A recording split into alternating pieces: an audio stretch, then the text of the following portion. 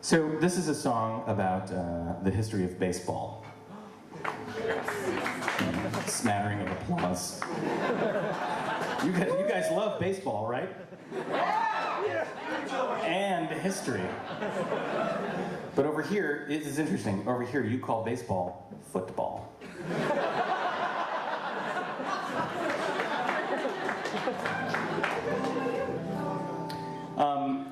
There was a movie that was based on a book that was based on a true story called 8 Men Out. The true story was not called 8 Men Out. The true story was not called anything, but the book and the movie were called 8 Men Out.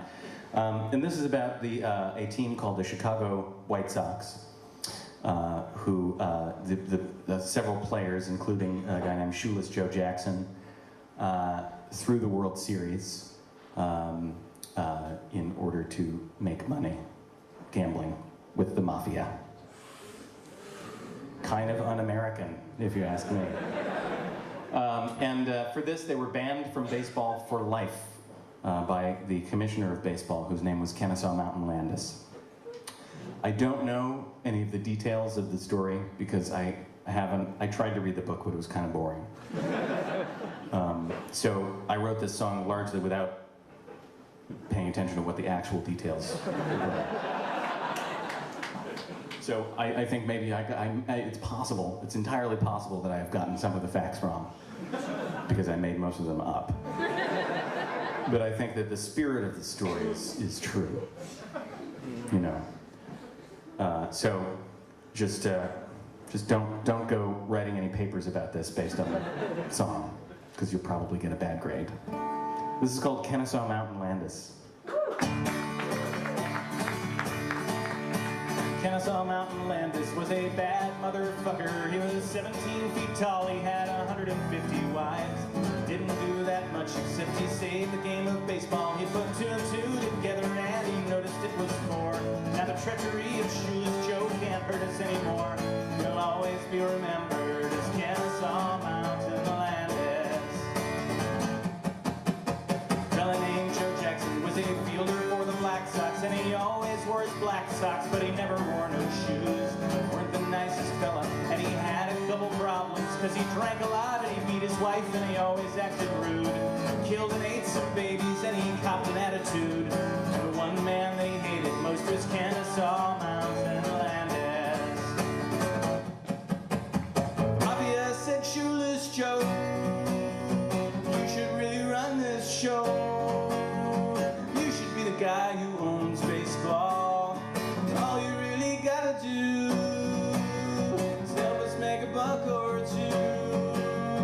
We'll bet on the other team you'll lose the game, but make it seem like nothing could be further from the truth. Shoeless Joe did what they said. He dropped a couple fly balls and he walked up to the pitcher and he poked him in the eye. In the 7th inning with the Black Sox, there was someone who was watching from his blimp above the stands, cradling a rifle in his thick and meaty hands. As if you hadn't guessed yet, it was Kenesaw Mountain Landis. Kenesaw said, drop that glove, or I swear by God above, I'll make you regret playing baseball. Shoeless Joe looked up and saw the silver rifle's gaping maw. Though no one had noticed yet, his underwear was getting wet. He peed himself in front of everyone. I'm pretty sure he did not pee himself. Not in front of everyone. Shoeless Joe was finished, but he couldn't quite admit it. So he raised his middle finger up above the other 4. And Kenesaw took careful aim and fired a single bullet.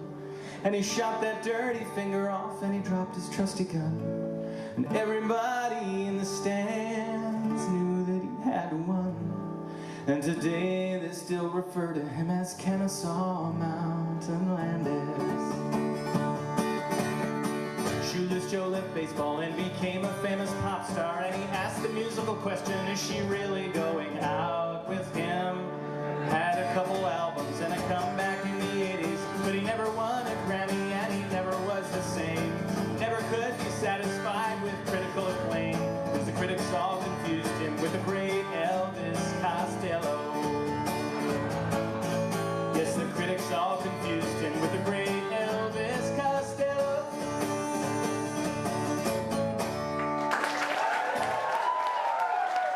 Thank you.